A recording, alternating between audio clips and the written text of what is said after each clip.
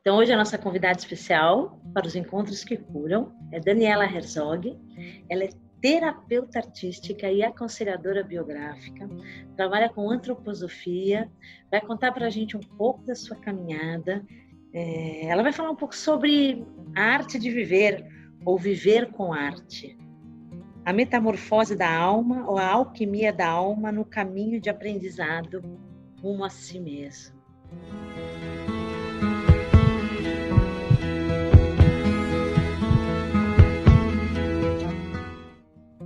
Eu sou Luciana Fernandes, sou idealizadora da Bem-Ser Saúde.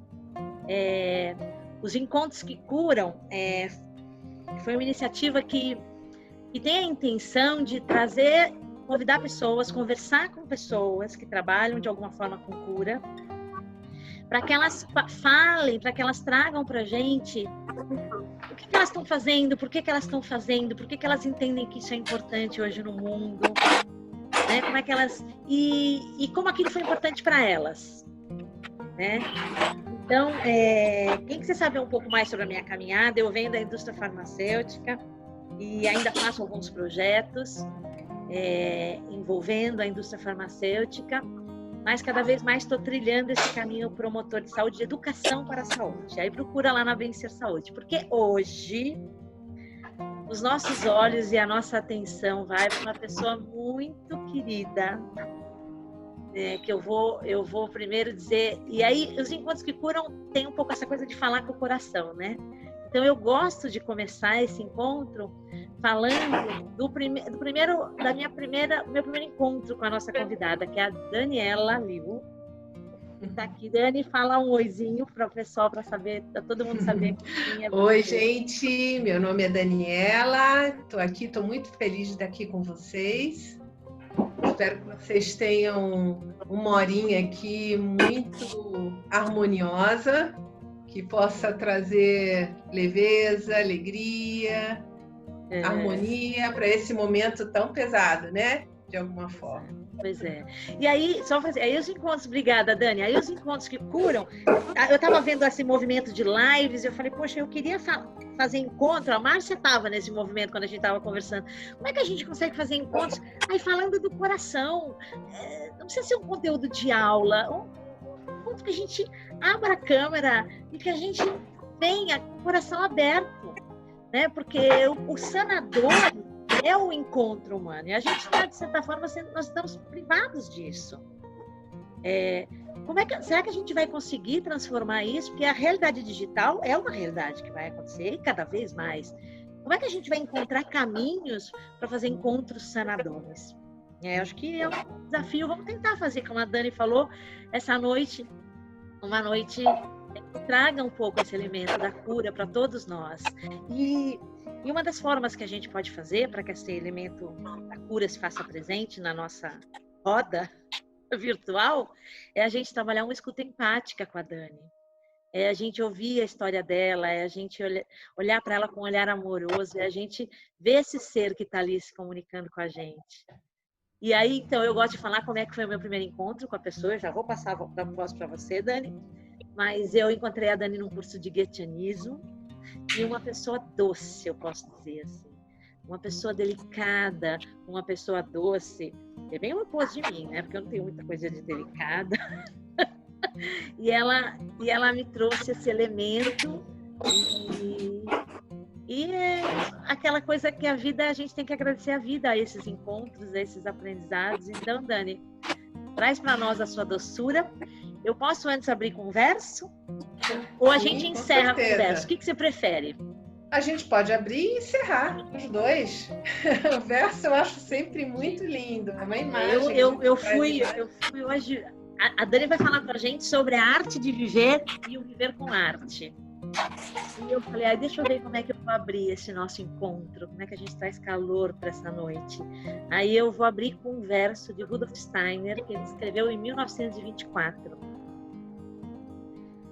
É necessário não deixarmos de modo algum que o elemento artístico de nossa cultura continue sendo visto como um artigo de luxo ao lado da vida séria, como uma distração supérflua a qual nos voltamos, mesmo que saibamos levar uma vida espiritual. Temos de considerar que o elemento artístico permeia tudo, permeia o mundo e o ser humano, como uma lei divino-espiritual. Muito lindo. Então, Pra gente. vamos ver o que ele está querendo dizer com isso, né? Que a arte, ela está em tudo, ela está na vida, né? Ela está na criação. E qual é a nossa maior obra de arte? Né? A nossa própria vida, nossa vinda, nossa vida. Né? A gente está junto com o Criador, criação e criatura. Né? Então, e a arte, assim, ela faz parte desse processo. Quanto mais a gente estiver no processo da vida, mais a gente estará em harmonia com a gente mesmo, né? É assim que eu entendo. E por mais que a gente esteja num caminho espiritual, viver esse caminho estando dentro dessas leis harmoniosas do desenvolvimento. Eu entendo assim, essas leis do desenvolvimento humano, né, que a gente faz parte, que a nossa vida, nosso caminho de vida está inserido nesse todo. E essas leis, fala pra gente um pouco, a Dani, a gente pode chamar ela de arquiteta do ser. Fala pra gente um pouco desse jogo que você fez com as palavras, quando eu falei, Dani, o que você quer, o que você gostaria de levar, como é que você quer abordar a terapia artística no nosso encontro? E você falou, arte de viver ou viver com arte. E aí você fala um pouco também dessas leis do desenvolvimento humano.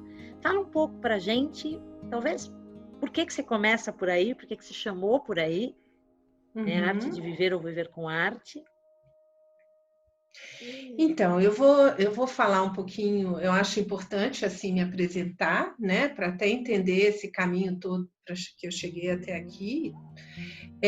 A minha formação inicial em arquitetura, mas a arte, ela sempre esteve presente na minha vida por causa da minha mãe, né? Então, a minha mãe sempre trouxe a arte para dentro de casa, com música, com cores, com desenho, pintura.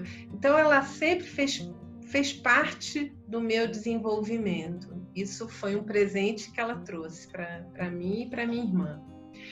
E quando eu fui escolher uma profissão, eu não sabia muito bem, eu adorava entender do ser humano, mas eu fiquei na dúvida. Eu falei, bom, eu gosto muito de arte também.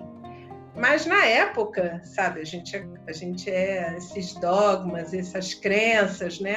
A arte não vai dar dinheiro. O que você vai fazer com a arte, né? Eu venho de um pai chinês, então eu tenho um pai chinês muito pragmático e tinha uma mãe completamente imaginativa, artística. Então esses dois contrapontos, né, faziam parte aí do meu caminho de educação, né, dos valores que eles traziam. E na época, então, eu acabei escolhendo a arquitetura, porque trazia arte, mas de alguma forma trazia uma estrutura junto.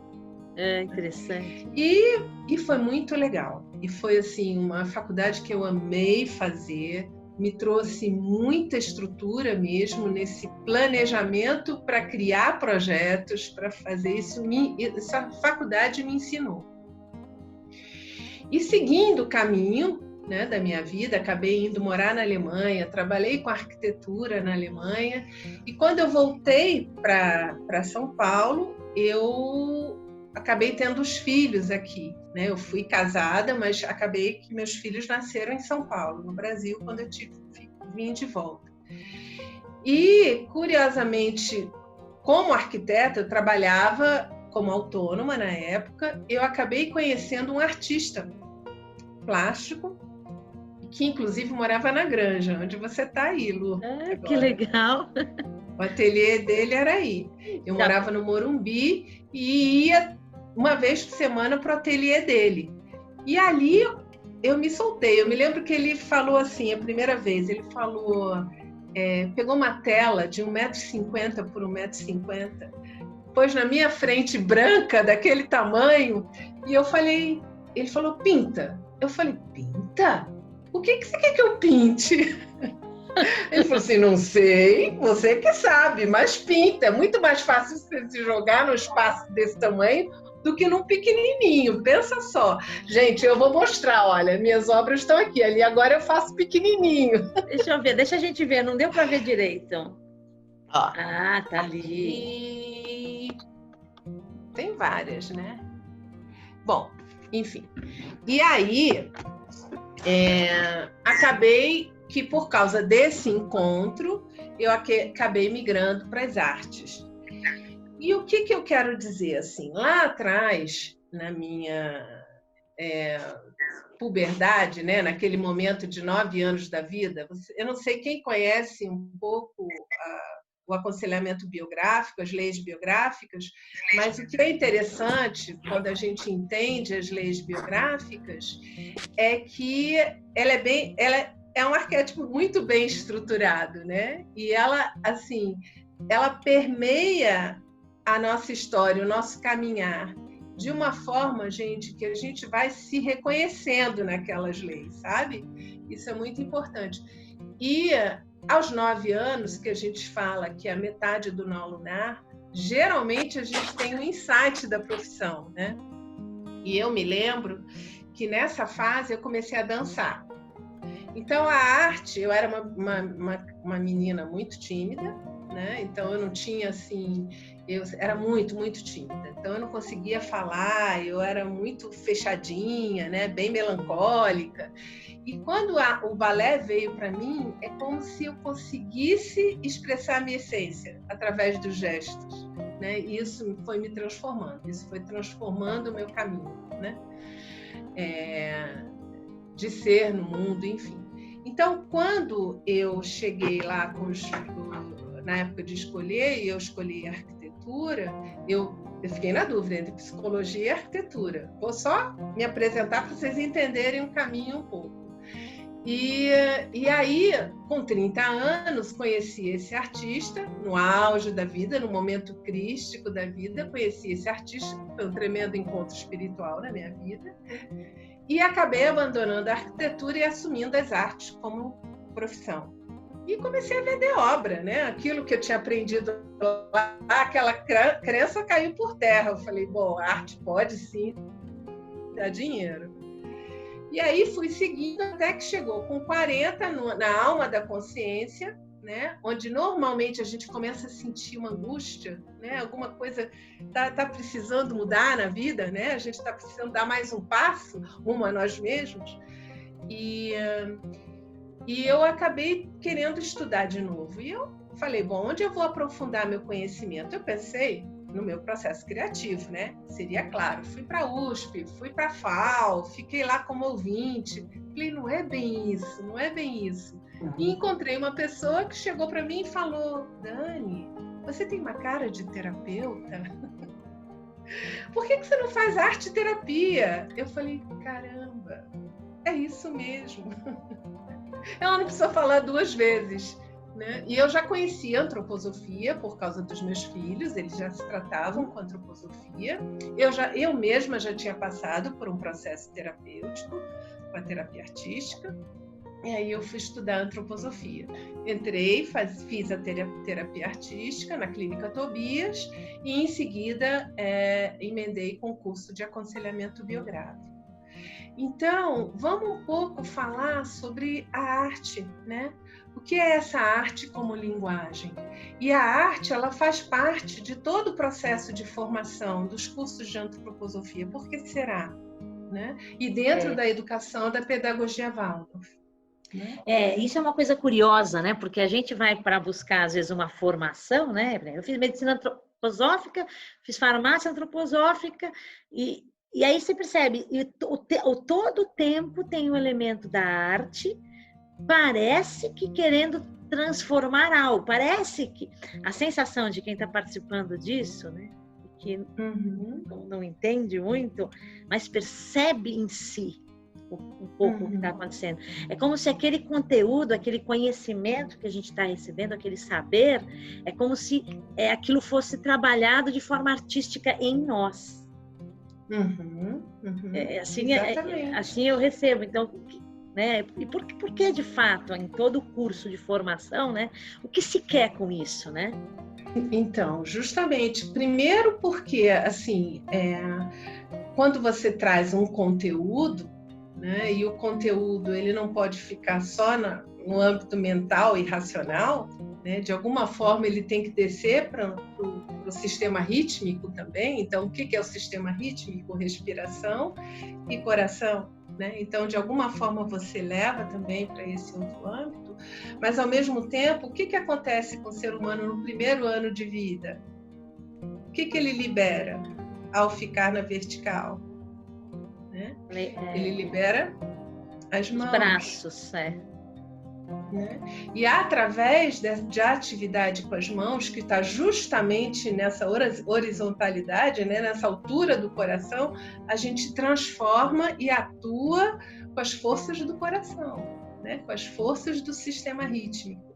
Então, isso, assim, é muito importante.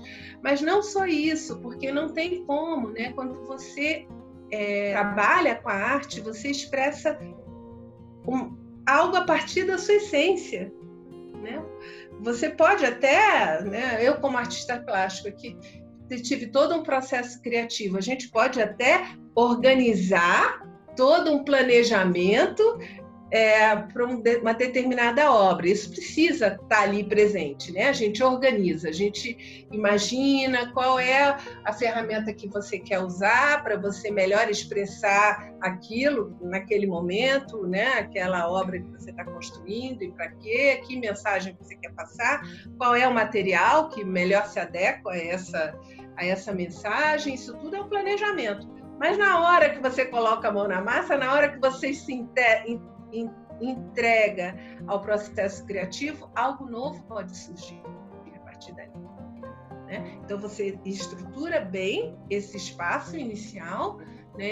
Essa intenção inicial, e depois você se entrega ao processo criativo. E muitas vezes, que é bem o processo do vir a ser, é o processo que vem desse novo, né?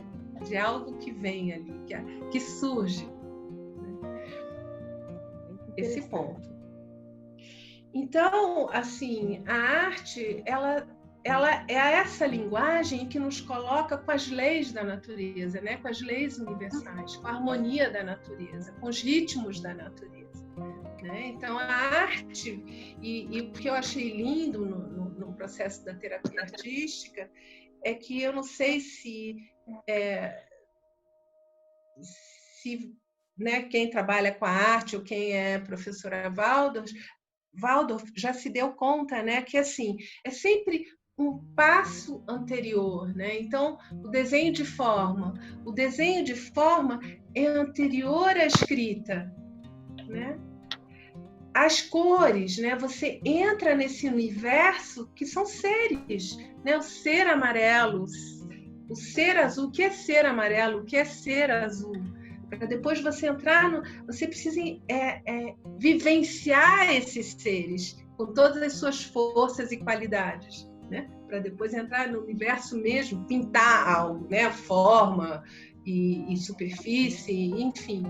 Mas é entender as cores, né? Que tem essência ali, são seres, cada cor tem uma essência, né? Então você vai lá nesse âmbito, nesse início da criação. E o Steiner diz, né, na filosofia da liberdade, é quando a gente é uno com o Criador, né? Quando a gente é uno com a nossa própria forma de criar as representações, quando a gente chega naquele ponto que ele chama de estado de exceção, né? É ali que pulsa a liberdade, né? Ali que começa tudo, sabe? Então, a gente ganha essas ferramentas. E a argila, né? A argila, que é a modelagem argila, que você pega um material amorfo, um material caótico e vai dando forma àquilo, entende? Então, é no início. A gente aprende a estar no início das coisas. Sabe? Isso é muito lindo. Então, esse passo, esse fluxo do movimento, da dinâmica do desenho de forma, é a base para as letras, para o alfabeto, para as palavras, para o desenho, enfim. Né? O desenho é feito de curvas e retas. Então, você vai lá no âmago, entende? Do ponto, da reta, da curva. Isso é muito lindo. E com aquilo você forma muitas outras coisas.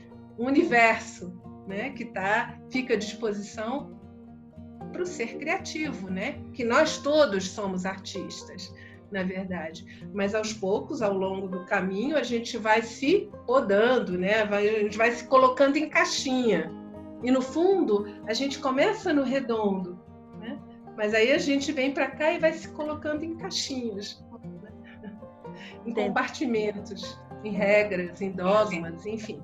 Dani, e trabalhar com esses elementos, eu acho que de certa forma é se integrar com eles, né? A gente vai para essa questão, por que é sanador também, né? Por que a arte em si é sanadora?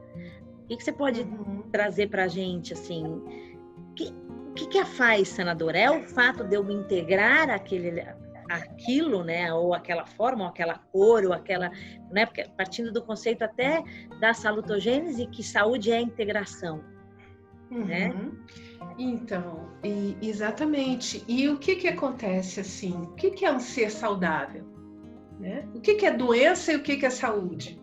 Né? Quando você é saudável, vamos dizer assim, mas tem uma frase do Steiner, né, que é importante a gente abrir com ela para a gente entender, né?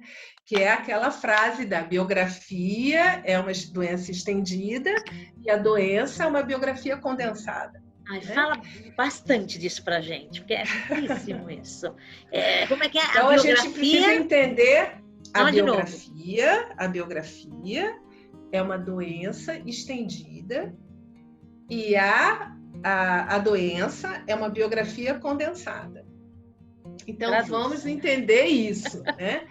Mas, de qualquer forma, eu vou dar um passo atrás da sua pergunta com relação a forças de vida, né? Então, forças desgastantes e forças construtivas, vamos dizer, de construção e de desgaste, né? De saúde e de doença. Então, a doença é algo que fica parado, né? Porque vida, tudo que é vivo, se movimenta, não é? Tudo vibra, claro. Tudo tem energia. Se a gente pensar nas 7 leis espirituais, lá de Hermes Trismegisto, tudo vibra, tudo se movimenta, né? O que está em cima está embaixo, enfim. Então, tudo está em movimento. Tudo. Nós não somos iguais em nenhum momento. Daqui a uma hora eu já sou diferente. Algo em mim já está diferente. Tudo que é vivo se movimenta. Então, algo que estagna, né? Qualquer elemento que está estagnado pode causar uma doença, não é? E a gente pode pensar na nossa própria... A gente vem, né, para cá, trazendo uma malinha cheia, né? Uma malinha bem cheia. De que a gente traz? Um monte de padrão, né? Um monte de predisposição, que vem, claro, da nossa hereditariedade. Né? Começa por aí. Então, a gente, quando chega, de alguma forma, a gente chega com uma carga grande, já, não é verdade? E aí a gente vai trilhando a nossa biografia. Então, dependendo dessa educação, disso que eu vou recebendo já no início da vida, isso pode gerar saúde ou gerar doença, né? E, sobretudo, se eu não estou vivendo e se eu não consigo expressar o meu eu, de alguma forma, em cada fase da vida, o sentido da vida, se eu não estiver conectado ao sentido da vida, e a gente tem que pensar o que é o sentido da vida em cada etapa. O que é o sentido da vida no primeiro setênio? O que seria o sentido da vida num segundo setênio? Né? E o que seria o sentido da vida num 8º setênio? Entendeu? Então, é claro que esse sentido da vida, a nossa missão, né? É claro, numa criança pequena, que missão seria essa? Né? A missão de uma criança é brincar. Os pais precisam permitir que ele brinque, que ele se expresse, que ele se movimente, né? Então, a missão de uma criança seria, o propósito de vida dela é brincar, é se reconhecer no corpo dela, no movimento. Isso é sanador, isso é promover saúde. Por isso que uma boa educação, então, o professor promove saúde e o médico promove educação. Né? Tem essas correlações dentro da antroposofia que é muito lindo. Saúde e doença. Hoje eu trabalho dentro da Monte Azul. Eu estou fazendo parte de um projeto com 23 profissionais e o projeto se intitula Violência Não, Muito Obrigada. Né? E é muito lindo, porque o que é violência? Né? Para uma criança pequena, o que seria uma violência? Ela não ter saúde, ela não ter uma boa alimentação, ela não ser respeitada no brincar dela, né, no espaço dela, próprio de uma criança dessa idade, de 0 a 7 anos.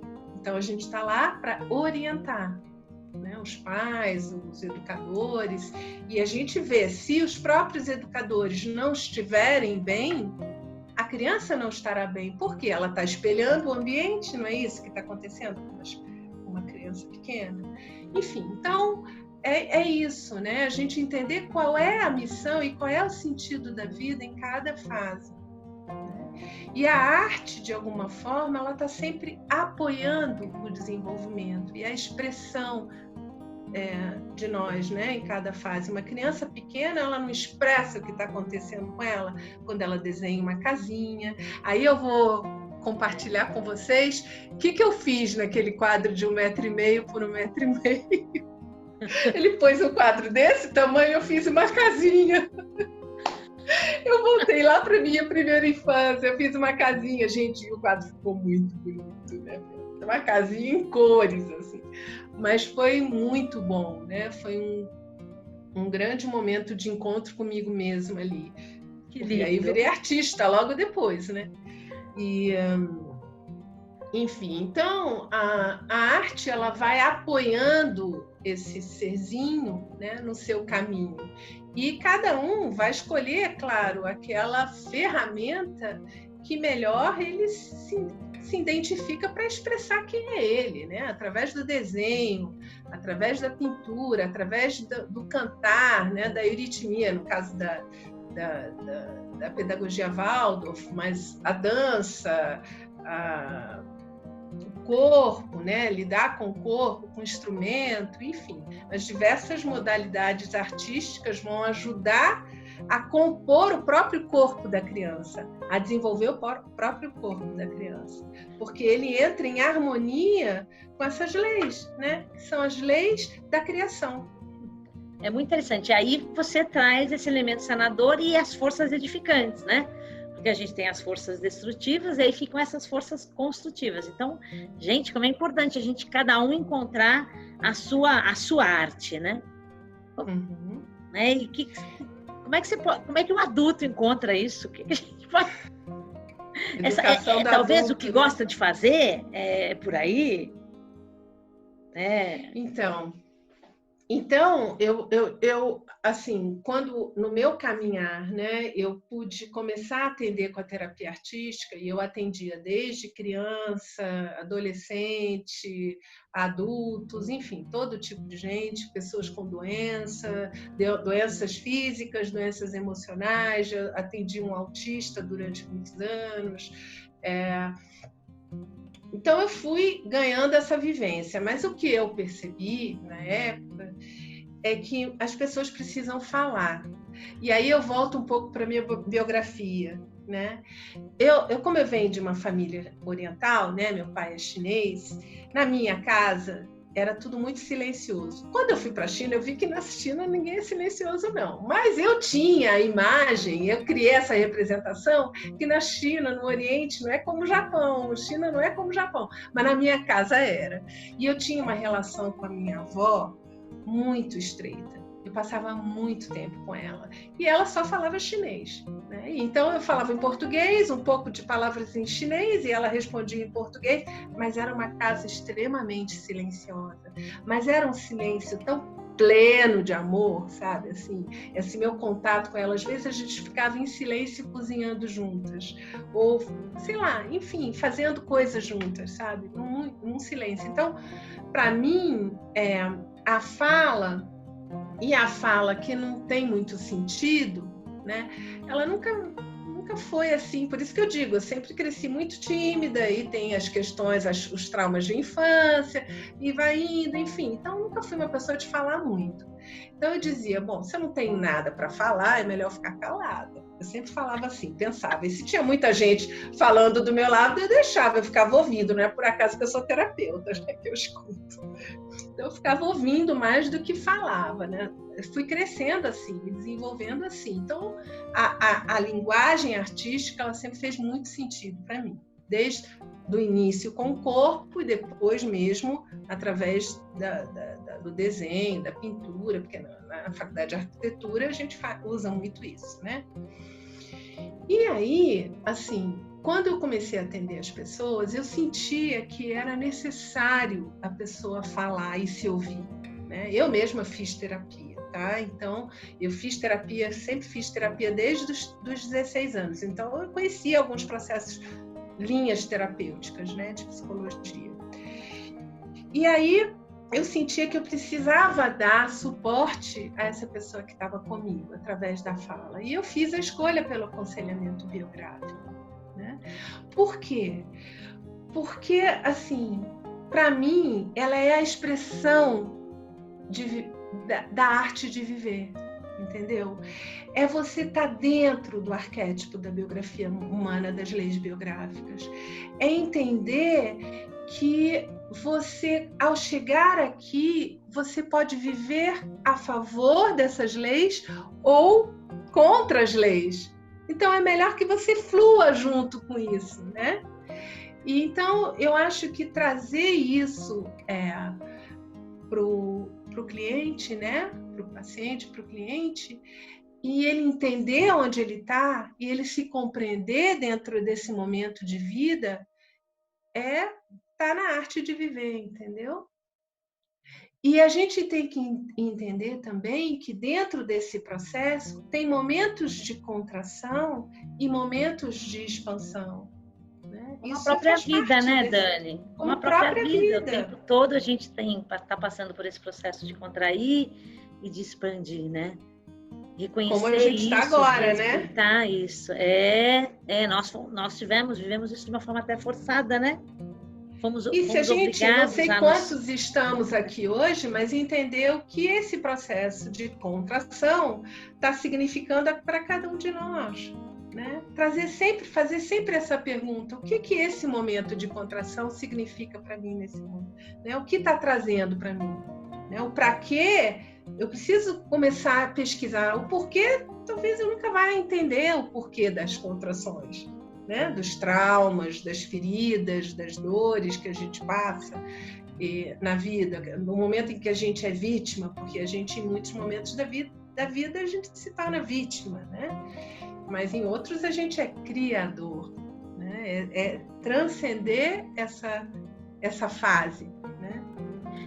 Eu costumo dizer que a arte é o que é a arte que cada um pratica, né? Que vai ser uma escolha individual, é uma forma da gente realizar a nossa verdadeira natureza, que é ser co-criador, né? Imagem e semelhança de Deus. Isso, né? De fato, exatamente. Quando co-criamos, né, espelhamos. Sabe que eu queria que você falasse um pouquinho? Eu sei que você quer entrar no aspecto biográfico, acho que você quer falar um pouco mais disso, mas o caminho terapêutico na relação com a dificuldade enfrentada, no manuseio das coisas, né?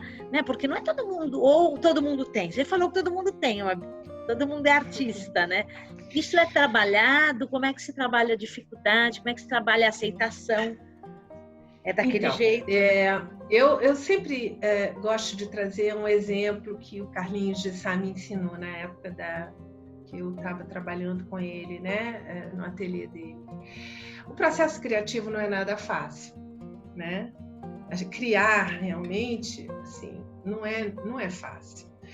E eu me lembro, assim, às vezes eu estava ali na frente do quadro com ele sempre, né, meu orientador, ele dizia, porque às vezes a gente se apega, né? A gente se apega ao que está bonito, a gente se apega ao que a gente gosta, né? A gente se apega a coisas do quadro, assim.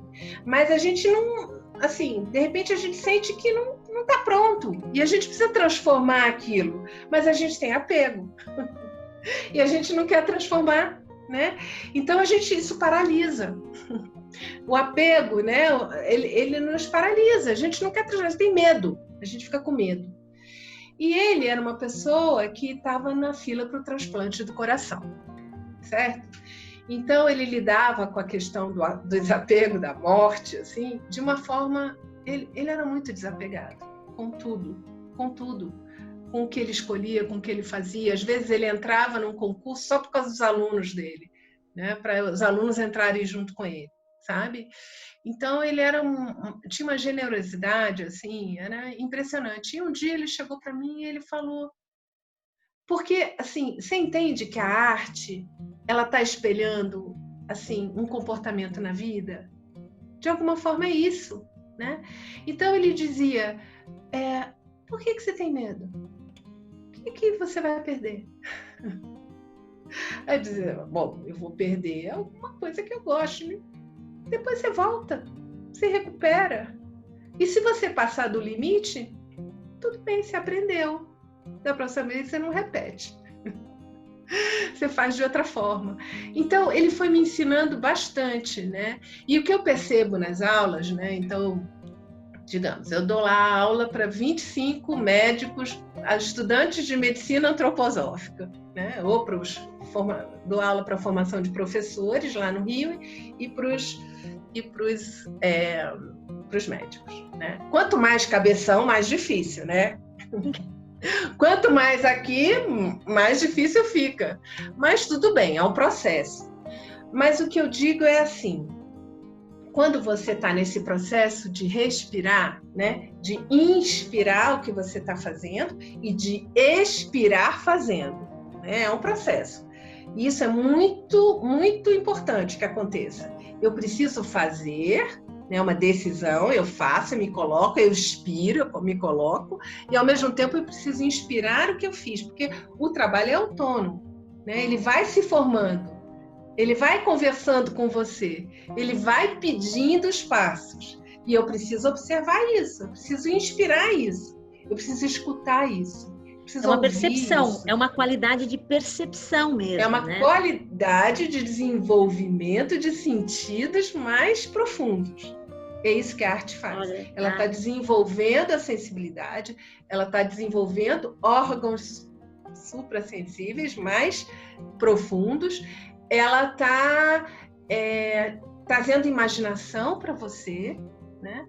E ao mesmo tempo você tem que lidar com esse lúdico, né? Com essa forma e com essa não forma, com superfície, com forma, com dissolução, com construção, é o tempo todo, né? Na arte você com luz, com sombra, com polaridade. Então ela está trabalhando direto no âmbito da alma da pessoa, né?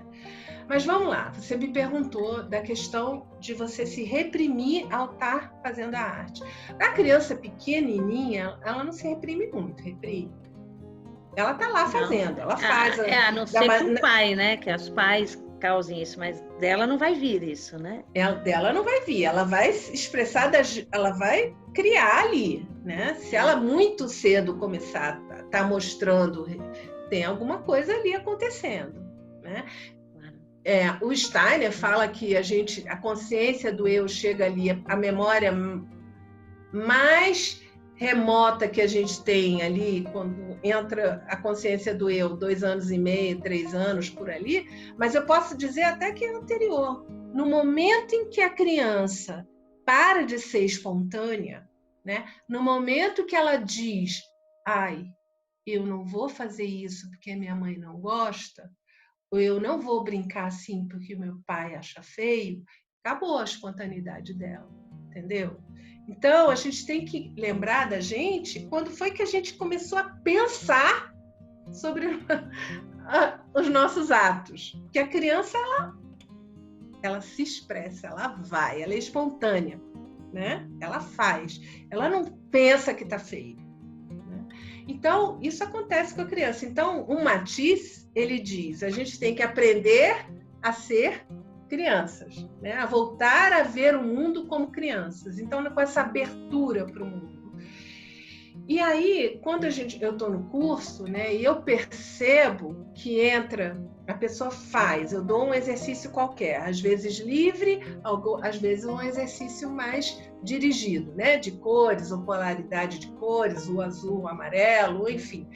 Mas eu sempre faço um exercício em que começa com passos e às vezes eu trago um momento de liberdade, ou seja, que aquele ser possa criar a partir dele. Eu acho isso muito importante. Eu acho que o ser, cada um de nós precisa ter esse momento em que eu me deixo fluir comigo mesmo, sabe? Na minha criatividade. E não é sempre muito fácil. E muitas vezes, e mesmo quando você cria exercícios, sei lá, arco-íris ou um encontro de cores polares, né? Amarelo e azul ou vermelho e azul, você vai ver, mesmo os passos sendo iguais, o que vem é diferente. Porque cada um se expressa diferente. É muito lindo isso. E aí, assim, ela trava. Quando ela começa a colocar a mente, não gosto. O que está acontecendo? Você é antipático ao que você está fazendo. E o que você está fazendo é seu, é nosso. Então, na hora que eu racionalizo e eu falo, tá feio, eu me afastei do trabalho. E eu tenho que me reconectar com ele. Porque aquilo é meu. Né? E ele é tão belo quanto pode ser naquele momento. E ele pode se tornar belo da maneira que eu me conectar com ele de novo. Porque é aí que eu entro no prazer de criar, de pintar, de desenhar. E aí eu começo a vitalizar. Aí eu começo a ter o efeito do trabalho terapêutico com arte, tá? Uma coisa é o trabalho terapêutico com arte, a outra coisa é criar livremente. Por exemplo, um paciente que vem para o consultório é diferente de um curso de arte. Eu sempre falo isso, né? Toda vez que eu vou dar aula, eu dou aula de acordo com o tema que aquele médico está apresentando, o tema que ele está trazendo. Então, eu procuro trazer o exercício, seja de pintura, seja de desenho, seja preto e branco, seja, né, carvão ou argila, de acordo com o tema que está sendo trazido, certo? Mas uma coisa é a aula de arte. Pode ser terapêutico, mas pode não ser. Né? Uma vez eu fui fazer, eu não sei quem conhece o desenvolvimento da pintura da Collot, vocês conhecem? Collot de Bois? Fala um pouco sobre isso aí. Vou falar. A Collot de Bois, ela foi uma terapeuta artística. Quem fundou, tá? Então voltar um passo atrás. A Hauska, que foi a terapeuta artística que fundou o curso de terapia artística na Alemanha, a Hauska era médica e ela trabalhava junto com a Ita Wegman na Suíça. E lá nessa clínica na Suíça, elas começaram a trabalhar a arte como apoio complementar à medicina. Tá? Elas começaram a atuar ali dentro da clínica. E vendo a melhora e o desenvolvimento dos pacientes, é que ela depois desenvolveu a escola de massagem e de terapia artística na Alemanha, em Böll, uma cidade lá. Bom, a Collot foi uma aluna, uma discípula da Hauska, tá? Ela, né, mais jovem, e ela desenvolveu outra linha de trabalho com as cores, né, que chama a linha Collot de Bois, que vem do nome dela. E a gente trabalha com 12 cores, tá? E 12 cores referentes a 12 épocas da civilização, da humanidade. Então, rosa, antiga Índia, tá? Enfim, aí eu não vou falar aqui, mas eu vou contar de uma experiência minha. Eu estava com um problema, eu estava nessa época muito estressada, numa época assim, crise no casamento, enfim. E eu estava com muita... Constantemente eu tinha hemorragia no olho. Sabe, quando estoura uma veinha? Então, volta e meia, eu estava com uma situação assim no olho. Bom, e eu estava fazendo esse curso da Color e a gente, na época, estava pintando e a gente fica assim, com camadas e camadas, véus e véus de uma mesma cor, sobreposição de véus da mesma cor. É assim, o trabalho é assim. E a partir disso, a imagem vai chegando. Tá? Então a gente faz véus de cor, e sempre na altura do coração. Então a gente está sempre pintando grande e na altura do coração. E a gente estava fazendo vermelho, carmim. Bom, eu cheguei na aula com um pouquinho. Saí da aula, meu olho estava completamente vermelho. Expandiu. Então, para mim, eu não poderia fazer o vermelho. Entendeu? O metabólico subiu, eu estava já com problema de metabólico aqui, né? O metabólico subiu para o neurosensorial, que tem que estar claro e limpo. Eu já estava com uma veinha ali no cantinho do olho. Pintei vermelho durante 2 horas, acabou, né? Meu olho saiu de lá assim, todo turvo. O sangue espalhou total, entendeu? Então, assim, na pintura terapêutica, a gente é como um remédio. O paciente vem para o consultório, o cliente vem, a gente faz uma anamnese, a gente faz também anamnese com a arte e a gente define o caminho que a gente vai trilhar com o paciente. Cada terapeuta pode escolher um determinado caminho, como o médico pode escolher determinado medicamento para aquele paciente. É a mesma coisa. Só que a gente vai sempre partir de onde ele está. E aí, Dani, assim, se ele está para dentro, se ele está para fora. Quando a gente está falando de uma terapia, aí é claro que você parte do princípio da queixa do paciente. Né? E aí tem aí uma direção, quando usa argila, quando usa aquarela, quando tem, né? Seguramente deve ter. Sim, com certeza. E muitas vezes o próprio paciente ele dá os sinais do que ele está precisando, através da escolha do material, mas sim, com certeza. Existe essa possibilidade assim, de você deixar o eu daquela pessoa, de repente, atuar naquele momento. O que você quer trabalhar? Sim, dependendo, sim. Muitas vezes, no caso da terapia, muitas vezes a gente é o eu do paciente, que é diferente no caso do aconselhamento biográfico, tá? No aconselhamento biográfico, o eu do cliente, a gente tem que estar sempre puxando o eu do cliente. Mas no eu do paciente, do cliente da terapia artística, o paciente, enfim, a gente não fala muito do paciente, mas do cliente da terapia artística, muitas vezes ele não está ali, né? Por exemplo, desse autista, né? E muitas vezes não está ali daquela forma, né? Tão presente, enfim. Então a gente pode estar conduzindo o processo, né? Entendo. E se for o caso, a gente vai trilhando juntos. Mas sim, muitas vezes o eu do cliente tem que fazer parte do processo. Isso é antroposofia. É desenvolver o eu em liberdade, né? Levar esse ser, sair do não ser livre para o ser livre. É esse processo, cada um no seu tempo e no seu ritmo. E na sua consciência, respeitando essa individualidade sempre. Esse limite, né? Mas você queria falar um pouquinho de biografia, só para... A gente já está com 1 hora, tá? Porque a gente começou... A gente está com 1 hora agora. Assim, são 9:01. Vamos ficar mais um pouco. De repente, se as pessoas tiverem perguntas para a Dani, mas eu sei que a Dani também é biógrafa, né? Então, essa ideia, né, que ela traz da arte, né? O viver com arte, né? Então, ela utiliza da terapia artística, que seria o viver com arte, para caminhar na direção da arte do viver. Né? Que é um pouco... Tô tomando meu floral, tá? Que tocou o alarme, porque 9 horas eu tomo floral. E Dani, então, e aí, eu não sei, você chegou a conversar comigo que você queria falar um pouquinho mais do processo biográfico.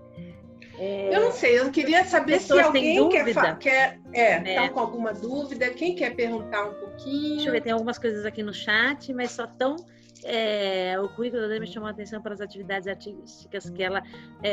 o currículo da Dani me chamou a atenção pelas atividades artísticas que ela realiza. Dani faz um trabalho muito bacana. Eu não conheço, acho que é o Color de Bois, né? Bom, não tem pergunta. Alguém tem alguma pergunta para Dani? Mas eu gostaria de ouvir um pouquinho. Você já falou um pouco que você traz o elemento do biográfico para trabalhar, inclusive, a escuta, né? Agora talvez eu faça o link, né? Eu vou fazer o link de algo que é...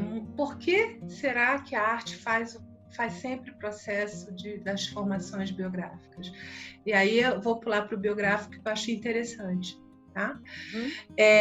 Quando a gente fala em fases da vida, então, vamos dizer assim, eu falei do desenho, falei da cor, né? Da pintura, da cor, e falei da argila. Né? E a gente tem 3 âmbitos da alma. Né? A gente tem pensar, sistema neurosensorial, a gente tem o sistema rítmico, sentir, e a gente tem o sistema metabólico, querer. Né? Algo consciente, semiconsciente, inconsciente, enfim, esses 3 âmbitos da alma. E a terapia artística, ela está sempre atuando ali no âmbito corpo etérico, corpo astral. Né? O que nos desgasta, que é o nosso corpo astral, a consciência desgasta. Né? Estar acordado desgasta, as nossas emoções desgastam. E a vitalidade, né? O outro, a saúde. Então, é sempre... Ela está vamos dizer assim, são polares, né? Mas estão junto ali. É um equilíbrio dinâmico entre essas 2 forças, etéricas e astrais, sabe? É o tempo todo ali. Então, a terapia artística está atuando aí.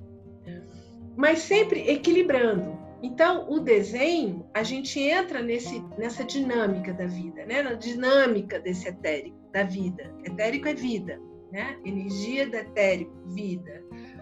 E no desenho de forma, a gente entra nesse fluxo. Tudo que é vivo tem forma, deixa um rastro de movimento, deixa um rastro no caminho. E no desenho, mas o desenho está no âmbito mais da onde, gente? Pensar, sentir ou querer. Neurosensorial, né? O desenho está mais no pensar. Né? Então, desenho de observação, o desenho de perspectiva, mesmo o desenho de forma, mas o desenho, estou dando exemplo de desenho de forma, traz fluxo para esse pensamento. Pensar. O pensamento desgasta, o pensamento tem tendência a trazer caixinhas, né? Trazer a conceituar, regras, a enrijecer. Conceituar, exatamente. Então, a gente traz fluxo para esse pensamento, traz vida para esse pensamento. O sentir, a cor, coração, cor, então está mais no âmbito do sentir, né? Principalmente emoções, equilíbrio, essa parte toda, né? Astral, das emoções, dos sentimentos e tudo. Tanto que a cor está nesse âmbito do meio, entre luz e escuridão, né? Como Goethe diz, as cores são paixões e ações da luz, que é lindo, né? Essa frase do Goethe. Então, a cor atua principalmente no sistema rítmico e a modelagem muito no querer, né? Porque está trazendo um material amorfo para a forma, né? Criando forma, peso, leveza, verticalidade, dentro, fora, enfim, forma. E então, quando a gente fala dentro da biografia, quem conhece um pouco o conceito da biografia, a gente tem 3 setênios para a formação do nosso corpo físico, amadurecimento do nosso corpo físico, que é onde começa tudo, nosso cálice. 3 setênios para o amadurecimento do nosso corpo psíquico, anímico. Né? E, a partir daí, o desenvolvimento do nosso corpo espiritual, né? Dessa essência, desse lado mais profundo nosso, mais verdadeiro, mais autêntico. E nesse momento, a gente está desenvolvendo a nossa alma, né? Mas numa oitava maior. Né? Se ali era a alma da sensação, que a gente é metade homem e metade animal, eu estou lapidando isso. Alma da razão e da índole, ali no meio da vida. Depois a alma da consciência, onde é o limiar, onde eu começo a sentir isso pulsar dentro de mim, que eu falei lá, né? No final dos 30, eu comecei a ter que estudar de novo. O que eu vou estudar? Isso aqui não está dando mais conta, eu quero ir mais para frente. Como é que eu posso ajudar outra pessoa? Porque a arte me ajudou tanto que eu queria que ela ajudasse, que eu queria fazer isso pelo outro. Né? Foi assim, o impulso foi esse. E aí a gente desenvolve 3 instâncias da intensificação da alma, que a gente chama imaginação, inspiração e intuição. E ouvir maior, ver mais profundo, né? Ver maior, enxergar maior, ouvir maior, mais profundamente e seguir e fazer, né? E agir. A imaginação é o ver, então a imaginação é o ver ou é o ouvir? A imaginação é o ver, a inspiração é o ouvir, seria isso? O ouvir isso, maior, inspiração, né? Eu inspiro por onde eu escuto, né? Essa voz, essa música, esse ar, né? Essa música. Ver tem a ver com imaginação, tem a ver com imagens, né? Claro. E depois o agir está na intenção, a inspiração, né? Para Steiner não é ficar só tendo ideias, né? É ir para ação. Sim. É ir para ação, né? Na verdade é ouvir, né? É realmente ouvir o inaudível, né? E fazer algo. O que o mundo quer da gente, né? O que eu quero para mim, o que o mundo quer. Eu acho que nesse momento está todo mundo. E nesse momento é um olhar mais holístico mesmo. Então as coisas elas não acontecem assim, em sequência. Muitas vezes ela acontece junto, né? Uma coisa leva a outra. Como eu não sei quem conhece a Edna, ela fez uma live muito linda que ela falou da questão que o Steiner disse dessa reversão em épocas de crise, em que eu fico sem chão. Eu tenho que começar a agir de uma forma. E como é que eu vou agir? Né? Porque não posso ficar parada. Então, como eu começo a agir? Encontrando onde estão meus pontos, minhas certezas. E as certezas não estão mais fora, não estão em volta de mim, não estão mais fora, não estão no mundo, estão dentro de mim. E é a partir dessa certeza é que eu começo a dar o passo novamente para a vida, né? Sempre para a vida. E a gente pode pensar, quando é que a gente dá o passo para a vida, né? Para ir para a vida ou para o passado, para a morte, né? Para o que me segura. Então a gente pode sempre também se perguntar isso. Então, por esse motivo, a arte, ela ajuda nesse processo. Por isso que esse processo de desenvolver sensibilidade, imaginação, criatividade é sempre a partir da arte. Mas a arte, ela espelha um pouco o que está acontecendo comigo naquele momento. E eu preciso acolher isso. Por isso que quando eu falo, tá horrível, não dá, eu estou me afastando de mim mesmo, entende? Então, é acolher e transformar aquilo. Isso foi é um processo de... Dani. Muito rico isso que você traz, isso da gente realmente dar crítica àquilo que é tão nosso, né? Porque saiu de nós, né? E aí o quanto a gente se distancia daquilo e consequentemente da gente mesmo. Isso. E como realmente a gente faz? Gente, a gente já tem que ir encerrando, né? Até por... Alguém quer fazer uma pergunta? Eu queria saber se as pessoas têm perguntas, sim.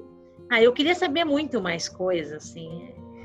Mas tem uma coisa que chama muita atenção, Dani, que no processo biográfico, que às vezes eu percebo que esse processo ele é permeado por outras fases. Assim. Ele, ao mesmo tempo que existe um arquétipo, eu queria que você falasse isso um pouquinho. Existe um arquétipo, tem os espelhamentos, né? Então, a gente vai estar espelhando uma outra fase da vida. Uhum. E é dessa forma que se permeia, ou se permeia mesmo, ou seja, ou não, esses arquétipos, eles são... Ou a gente só tem que perceber o que é essencial do arquétipo, mas como é que você diz Então, isso pra gente?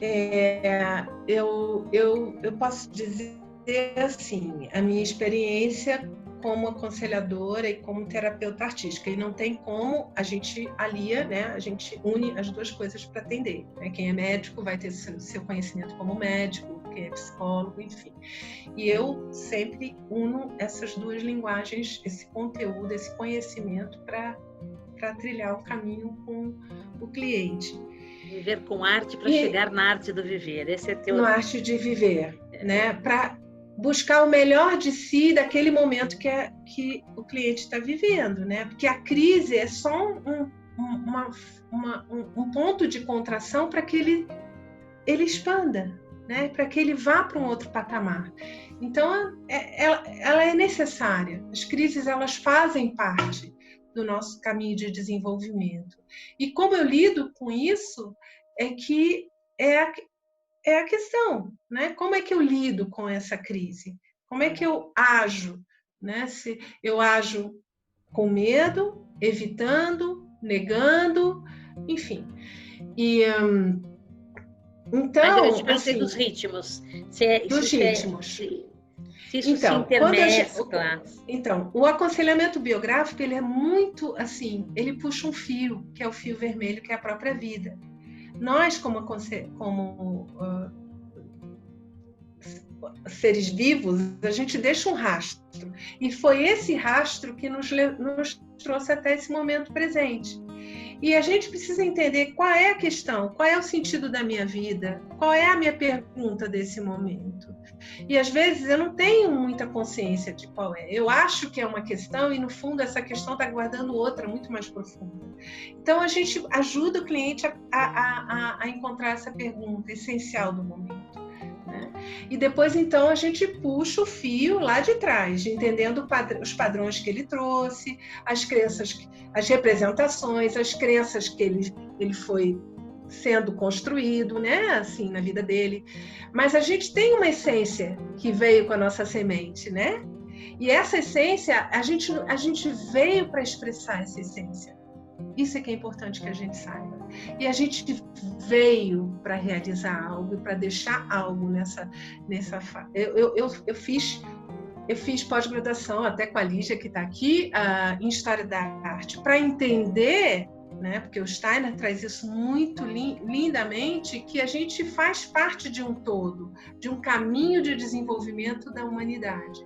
Então, nosso caminho como indivíduo, nossa biografia individual, ela corre paralelo à biografia da humanidade, sabe? E isso, quando a gente percebe essa interação, que a gente é uma parte de um todo, e cada ato meu, cada pensamento, sentimento e ação está ajudando ou prejudicando ou construindo ou destruindo esse caminho de desenvolvimento da humanidade, é que é a questão. Então, quando a gente puxa o fio, a gente entra nesses ritmos, mas eu tenho que entender meu próprio ritmo, dentro desse ritmo maior, né?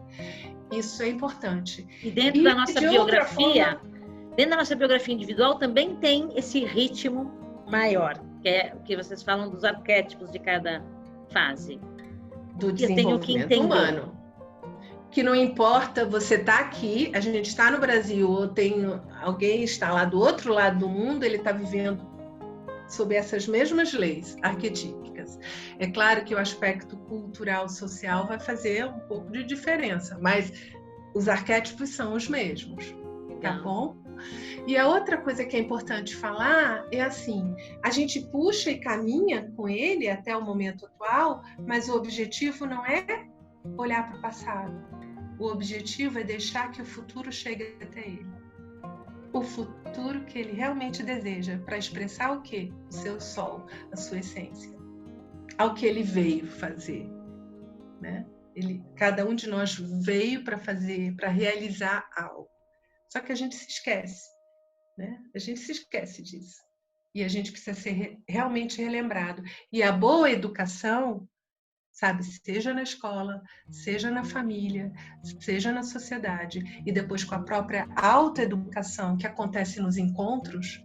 A educação não acontece com a gente sozinho. A gente pode ficar 10 anos meditando no Tibete, mas eu só vou saber se aquilo que eu aprendi lá é na hora que eu tiver um contato com o outro. Diante de um outro ser humano, né? Como seres sociais que nós somos. Então, isso tudo só vem para nos relembrar quem somos nós. Entende? Tudo isso que a gente recebe é para isso. Será que tudo bem? Acho que foi isso, né? Não sei se eu falei. Não, eu acho que... Eu curti muito te ouvir. Não sei se as meninas têm alguma pergunta. A gente precisa ir encerrando, até por conta, né, do horário. A Dani também aí se cansa, né? Falou bastante. Toma uma aguinha aí, Dani. Então, eu não sei, as meninas, se alguém tem alguma pergunta, se quiser pode abrir o microfone. O iPhone tem, mas não sei quem é o iPhone. Pode falar, se quiser abrir, se quiser escrever. Peraí. Obrigada, Débora. Que bom que você gostou. Espero que tenha acrescentado um pouquinho. Quem não fez o aconselhamento biográfico, gente, eu acho que quem não teve oportunidade de fazer, né? Ela pode ser feita em grupo, ela pode ser feita de forma individual. Uma forma, ela complementa a outra, né? O fazer individual, a gente vai profundamente nas questões, né? É um processo bem bonito e profundo de autoconhecimento. E no grupo a gente aprende muito, porque os grupos não se formam à toa, né? Nada é à toa, nada é ao acaso, tudo tem um sentido ali, né? Os encontros. Então, o aconselhamento em grupo também é muito rico, mas eu aconselho, sabe? Porque essa questão de a gente ser jogado para a nossa casa, para o nosso mundo interno, a gente tem que entender, sabe? Ouvir essa voz maior que está falando com a gente, né? Será que eu tenho que organizar a minha casa interna? Entender quem sou eu, né? Entender o meu corpo, a minha alma, o meu espírito, né? Entender se eu estou no caminho, ou o que eu posso fazer para melhorar, estar mais em sintonia comigo mesmo, né? Ser um saudável com a minha própria história, com a minha vida, enfim. Dani, ou se eu estou fragmentado. Dani, dá uma pérola, dá uma dica. O que você diz para a gente? Como é que a gente pode fazer isso? Um exercício, às vezes alguma coisa, se você conseguir, que a gente possa, né, ficar mais integrado com a gente mesmo. Não sei se você tem alguma prática que você queira compartilhar. Assim, eu sempre falo que, assim, a gente precisa sempre silenciar, né? Eu acho que eu falei do silêncio aqui no início. Eu acho que a gente não está muito acostumado a ficar no silêncio, né? O silêncio, de alguma maneira, incomoda muita gente, né? Então, eu preciso saber me silenciar, né? Em todos os aspectos. Eu não preciso consumir tudo que o mundo traz para mim. Porque, assim, ser sábio, muitas vezes, é utilizar o pouco conhecimento que a gente tem, mas de maneira mais verdadeira para a gente, entende? Então, assim, às vezes a gente busca, às vezes a gente é um eterno buscador, né? E busca, e não acha. Porque eu preciso parar e saber digerir. Assim, tem um médico que escreveu uma apostila linda que eu sugiro que quem é da antroposofia leia. Ela não é muito bem escrita, porque assim, o português dela ela está um pouco mal escrito, mas ela é vendida pela ABMA e ela é uma apostila que se chama Ser Adulto. É de um médico Geraldo, que já morreu. Né? É do Geraldo. É maravilhosa. Maravilhosa. E ele fala assim, que tudo que a gente não consegue digerir, né? Ou a gente projeta no mundo, certo?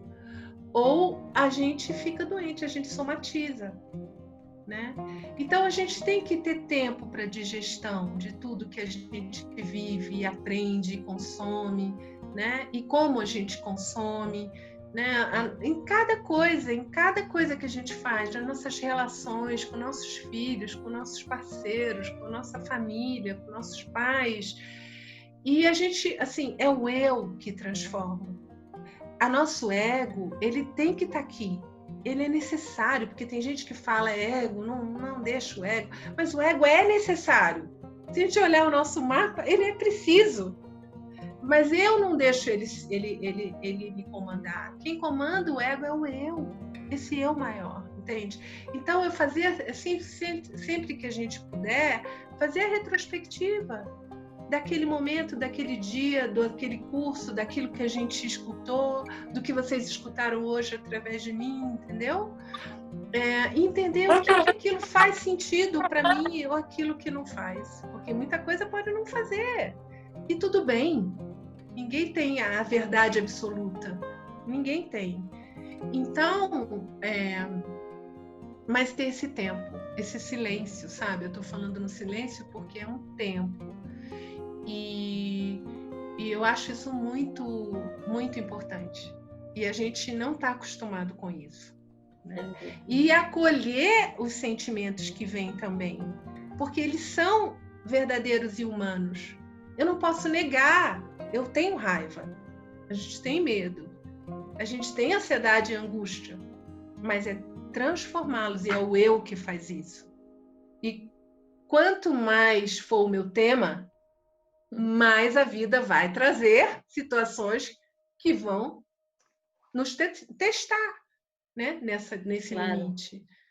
Claro. Então, eu não sei se eu respondi, mas pouco eu isso, acho né? que sim, não sei, as pessoas, eu gostei. E aí, gente, o que eu digo, eu estou estudando alquimia, tá? Então, isso eu vou compartilhar com vocês, que é paralelo à antroposofia e é muito lindo. E o professor, ele fala assim, faz o caminho, né? Seja esse ser consciente e não perca energia em coisas bobas, porque energia é vida. É ali que pulsa a vida. Então a gente perde energia em coisas muito bobas, né? E para quê? Para quê? A serviço do quê? A gente sempre tem que perguntar isso. Vale a pena ou não vale? Isso não quer dizer, eu posso evitar os conflitos, não quer dizer que eu tenho que evitar os confrontos. Eu preciso, às vezes, confrontar com a vida. Esse embate, essa dualidade faz parte, como Steiner diz. Sim, né? Porque é só assim que cresce, né? Contraposição, exatamente. É só assim que cresce, né? Exatamente. Então, é o eu que comanda. Então, é o tempo todo eu trazer de volta. E a retrospectiva da vida é isso, o biográfico é isso, é retrospectiva, uma grande retrospectiva. Para a gente entender que a nossa biografia é escrita para lá, para as estrelas, para a humanidade. Cada passo que eu dou, eu estou ajudando a humanidade. É isso que a gente tem que ter consciência. E que responsabilidade, né? Que possamos fazer isso em liberdade por amor, né? Isso. Vamos finalizar com o verso? Vamos. Acho que já está, né? Vamos. Fazemos o da entrada? Ou vocês querem algum outro? E aí, Dani? Eu ouvindo você. Eu ouvindo você, me veio à mente o verso de Rumi, A Hospedaria. Vocês conhecem? Eu não conheço, Lu. Vamos nele. As pessoas estão muito caladinhas, querem falar alguma coisa, tá todo mundo gente. caladinha, tá todo mundo caladinha. Não Ju, sei se eu quer mudei falar, todo Ju? mundo, se eu fiz aqui, se eu mudei todo mundo, às vezes eu mudei todo mundo, ninguém consegue falar. E aí eu acho que eu não sei se eu mudei todo mundo. Não sei. Eu não sou muito... Não, Dani, eu acho é a Bia. Oi, Bia. Tudo bem, Luciana? Oi, eu acho que foi ótimo, muito, muito bacana. Eu vi os comentários aqui, acho que o pessoal gostou. Só que o assunto é tão profundo que eu não consigo nem formular perguntas. Essa é a verdade, eu tenho que confessar isso. Então a gente fica ouvindo, fica tentando diluir, é bacana demais, mas eu acho que ainda falta conhecimento para formular até uma pergunta legal. Tem muitas perguntas, muitas dúvidas, mas muito porque ainda estou engatinhando nesse conhecimento. Mas não fique com a sensação de que a falta de pergunta é a falta de interesse. Eu acho que é o oposto. Estou aqui ouvindo e tentando diluir tudo isso. E teríamos muitas coisas para conversar semana que vem, com certeza. E só para vocês terem esse feedback aí, que eu acho que é bacana. Então, achei ótima a live. Vocês estão de parabéns, tá? E a Luciana conduziu muito bem também. Parabéns. Obrigada, Bia. Obrigada, querida. Vamos fechar? A Ju quer falar. A Ju fez assim, ó. A Juliana tá com o fone. Não? Eu vi um movimento assim, eu falei, ela vai soltar a voz. Gente, eu deixei vocês com muitas perguntas, como a Bia falou, como a Beatriz falou. Eu estou até preocupada. Vocês estão com a cabeça assim? Eu piorei. Mas é bom viver nas perguntas, Dani. Exato. Eu acho que é isso. Tá bom. A gente sabe que é bom, ter né? Perguntas. Olha, eu não vou fazer pergunta, mas o que eu vi, eu estudo um pouco, né, há algum tempo, antroposofia, entre outras coisas que são correlacionadas. E isso, quando você falou do silêncio, menos projetos, digere mais, não queira entrar em tudo, né? Reserva a tua energia para aquilo que importa, é o que eu mais vou levar hoje, porque eu acho que a gente se dispersa. E esse medo, às vezes, vem daquilo que está nos dispersando, e não daquilo que é essencial. Então, gratidão. Agradeço, Márcia, fico feliz. Muito bom, fico feliz, isso mesmo. E a gente tem que estar o tempo todo nessa, né? O que isso vai me trazer nesse momento, né? É isso. Bom, gente, daqui 15 dias a gente retoma com os encontros que curam. A ideia é a gente abrir um espaço para que as pessoas possam falar o que elas fazem de uma forma do coração mesmo, né? A ideia não é uma aula, é só uma troca, né? Um compartilhar. A Márcia Nascente vai estar com a gente, ela faz um trabalho lindo, e aí ela vai falar mais, então já ficam todos sabendo. Você não é na prova daqui 15? Eu acho que é, né? Acho que é, dia 29 acho que é você. já? Olha, nossa, tudo bem. E a ideia é justamente isso. Então, quem quiser, é um espaço aberto para quem quiser falar daquilo que faz, falar do coração. Então, o meu Instagram é Bem Ser Saúde. Me escreve lá, Lu, gostei, queria compartilhar. Né? A ideia é que a gente possa abrir um espaço de cura mesmo. As pessoas falarem como é que elas trabalham com a cura. A Dani trouxe aqui, com certeza está aí colaborando para um mundo mais saudável. Dani, eu agradeço imensamente a tua participação, você ter aceitado, você ter disponibilizado esse tempo, e agradeço a todas as pessoas que estão aqui. Eu sei que há muita coisa acontecendo e com certeza vocês deixaram algo para estar aqui, então de coração agradeço, e vamos fechar a conversa?